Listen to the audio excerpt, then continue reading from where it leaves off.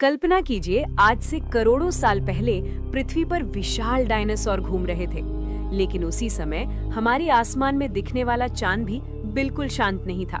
वहां भी ज्वालामुखी फट रहे थे और पिघला हुआ लावा उसकी सतह पर फैल रहा था। हाँ, ये सुनने में अजीब लगता है, लेकिन वैज्ञानिक प्रमाण बताते हैं कि जब पृथ्वी पर डायनासोर जीवित थे, तब चांद के अंदर भी ज्वालामुखीय गतिविधि हो रही थी।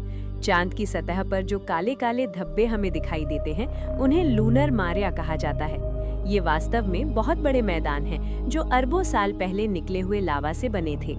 जब किसी बड़े उल्कापिंड ने चांद से टकराकर विशाल गड्ढे बनाए, तो बाद में चांद के अंदर से पिघला हुआ बेसाल्टिक लावा इन गड्ढों में भर गया। लावा धीरे धीरे ठंडा होकर पत्थर बन गया और आज हमें ये काले मैदान दिखाई देते हैं।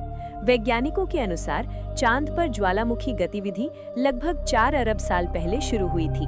उस समय चांद का अंदरूनी हिस्सा बहुत ज्यादा गर्म था, इसलिए लावा आसानी से सतह तक पहुंच जाता था। लेकिन सबसे दिलचस्प बात यह है कि चांद की ये ज्वालामुखीय गतिविधि बहुत लंबे समय तक चलती रही।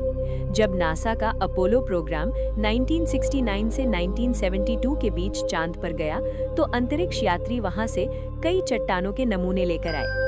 इन चट्टानों की वैज्ञानिकों ने रेडियोमेट्रिक डेटिंग की। इस तकनीक से पता चला कि चांद की कुछ ज्वालामुखीय चट्टानें केवल 10 करोड़ साल पुरानी हैं। अब ध्यान दीजिए, पृथ्वी पर डायनासोर लगभग 30 करोड़ साल पहले से 6.6 करोड़ साल पहले तक मौजूद थे।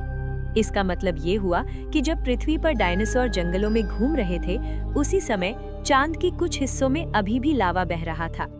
हालांकि चांद पर ज्वालामुखी पृथ्वी की तरह पहाड़ों से विस्फोट करके नहीं फटते थे।